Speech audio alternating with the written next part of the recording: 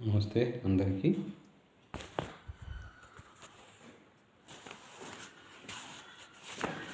మోహన్ వారి కార్తీక పురాణం 14వ అధ్యాయం. మాస చతుర్దశి మహాత్యం. మాస శివరాత్రి వ్రత ఫలం. కార్తీక పూర్ణమా దినమందు వృషోత్సర్గమును అంటే ఆబోతు అచ్చుపోయిట చేయువానికి జన్మాంతరీయ పాపములు కూడా నశించును. కార్తీక వ్రతము మనుష్యలోక మందు దుర్లభము సులభముగా ముక్తినిచ్చున్నది. కార్తీక పౌర్ణమి నాడు పితృ ప్రీతిగా వృషోత్సర్గమును చేయువానికి కోటి మారులు గయా శ్రాద్ధమును చేసిన ఫలమును కలుగును. గయా శ్రాద్ధమును చేసిన ఫలమును అంటే గయలో. ఓకే. రాజా, స్వర్గమందున పితరులు మన వంశం ఎవడైనను కార్తీక పౌర్ణమి నాడు నల్లని గిత్తతోడను లేక ఆబోతును విడుచున అట్లయిన మనము తృప్తి పొందుదుమని కోరుచుందరు. ఓకే.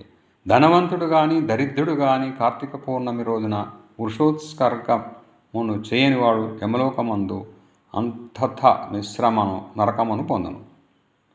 కార్తీక పౌర్ణిమ రోజున వృషోత్సర్గమును చేయక గయాశ్రద్ధమాచరించినను, ప్రతి సంవత్సరము తద్దినము పెట్టినను, పుణ్యతీర్థములు సేవించినను, మహాలయము పెట్టినను పితరులకు తృప్తి లేదు. వాటన్నిటికంటే కోడెదూడను అచ్చుపోయిట మిక్కిలి గొప్పది. గయాశ్రాద్ధము వృషోత్సర్గము సమానమని విద్వాంసులు వచించిరి. కాబట్టి కార్తీక పౌర్ణమి నాడు వృషోత్సర్గము సుఖమునిచ్చును. అనేక మాటలతో పని ఏమున్నది? కార్తీక మాసముందు అన్ని పుణ్యముల కంటే అధికమైన ప్రధానం చేయువాడు దేవు రుణ, మనుష్య రుణ, పితృరుణముల నుండి విముక్తుడగును.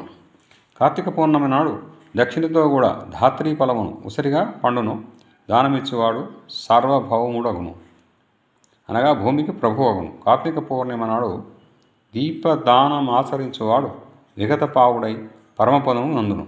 కార్తీక మాసమందు దీపదానమాచరించువాని మనోవాక్కాయ కృతపాపములన్నీ నశించును. కార్తీక పౌర్ణిమ నాడు ఈశ్వర లింగ దానమాచరించువాడు ఈ జన్మమందు అనేక భోగములను అనుభవించి ఉత్తర జన్మమందు సార్వభౌముడు అగును. ఈశ్వరలింగ దానము వలన సమస్త పాపములు నశించును, పుణ్యము కలుగును. కార్తీక మాసమందు లింగదానము చేయక మిగిలిన ధర్మములు చేసినందున పాపములు ఎంత మాత్రమును కరిగిపోవు.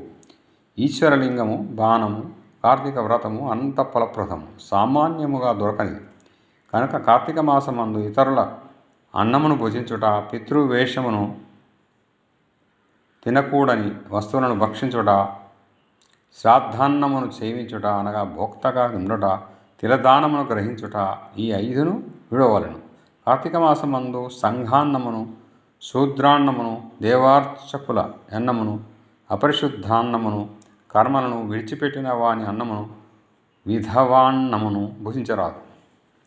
కార్తీక మాసమున అమావాస్య యందును, పూర్ణిమయందును, పితృదినమందును, ఆదివారమందును, సూర్య చంద్ర గ్రహణములందును రాత్రి భోజనము చేయరాదు.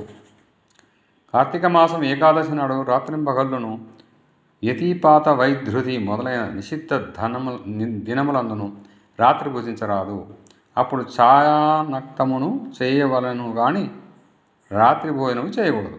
ఛాయానక్తమే రాత్రి భోజన ఫలమిచ్చును కనుక రాత్రి భోజనము కూడని దినములందు కార్తీక వ్రతము చేయువాడు ఛాయానక్తమునే గ్రహించవలను. ఛాయానక్తం అనగా తన శరీరము కొరతకు రెట్టింపు నీడ వచ్చినప్పుడు భుజించుట.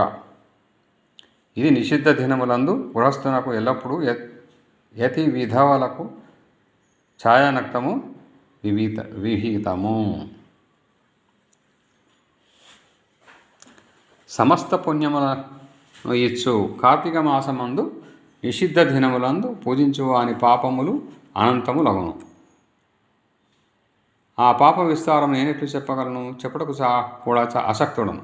కాబట్టి విచారించి కార్తీక వ్రతమును ఆచరించవలను. కార్తీక మాసమందు తలంబు కొనుట, పగలు నిద్రయు, కంచు పాత్రలో భోజనము, మఠాన్న భోజనము, గృహమందు స్నానము, నిషిద్ధ దినములందు రాత్రి భోజనము, వేదశాస్త్ర నింద ఈ ఏడును జరపకూడదు. తైలాభ్యంగము తలంటు కొనుట. కార్తీక మాసమందు శరీర సామర్థ్యం ఉండి గృహమందు ఉష్ణోదక స్నానం ఆచరించిన ఎడల ఆ స్నానము కళ్ళుతో స్నానమగునని బ్రహ్మదేవుడు చెప్పాను. తులయందు రవి ఉండగా కార్తీక మాసమందు నదీ స్నానము ముఖ్యం, సర్వశ్రేష్టం.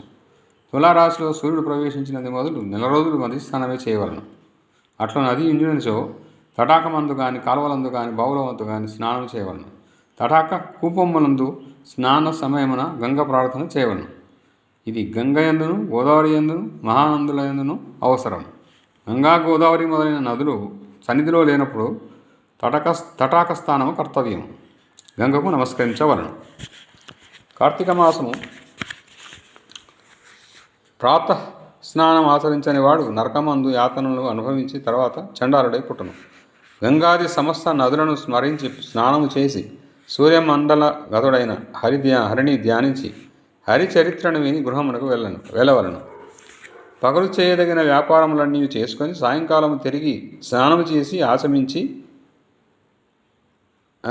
పూజాస్థానమందు పీఠం ఉంచి దాని యందు శంకరుని ఉంచి పంచామృతలతోనూ ఫలోదకములతోనూ కుశోదకములతోనూ మహాస్నానము చేయించి షోడశ ఉపచారములతోనూ పూజించవలను. తర్వాత శంకరుని ఆవాహనము చేయవలను. శంకరాయ ఆవాహనం సమర్పయామి. తర్వాత 2 వృషధ్వజాయ ధ్యానం సమర్పయామి.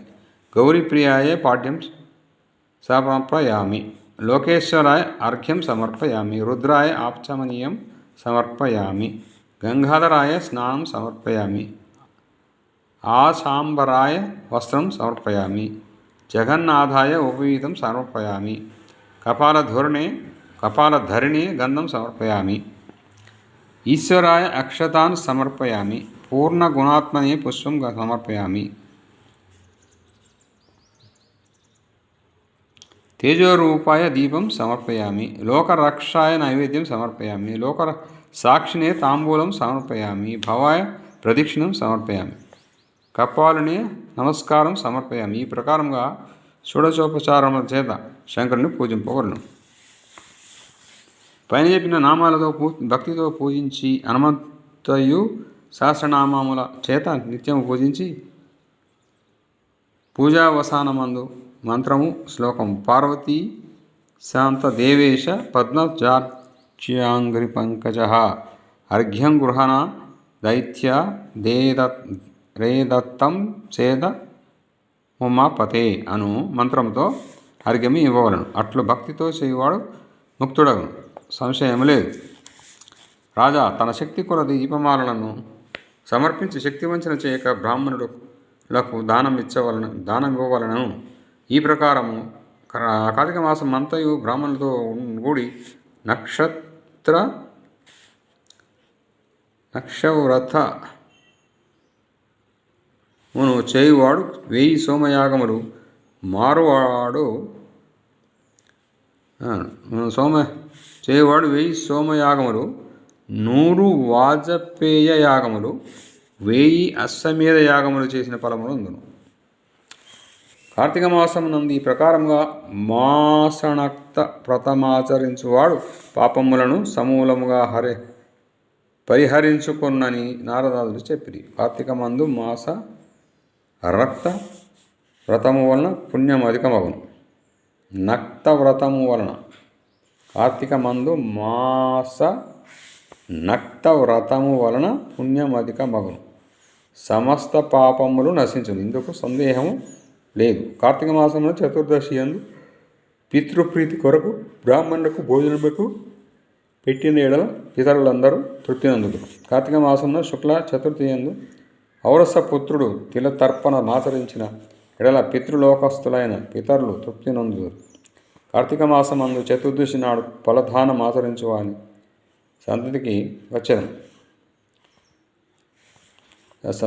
సంతతికి విచ్ఛేదము కలగదు.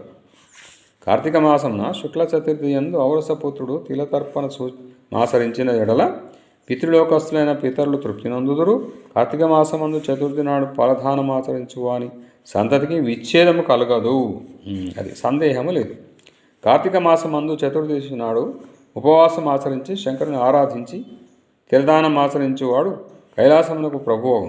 సమస్త పాపములను పోగొట్టు నదియు సమస్త పుణ్యములను వృద్ధిపరచ నదియు ఆయన కార్తీక వ్రతమును చేయువాడు విగత పావుడే మోక్షమందును.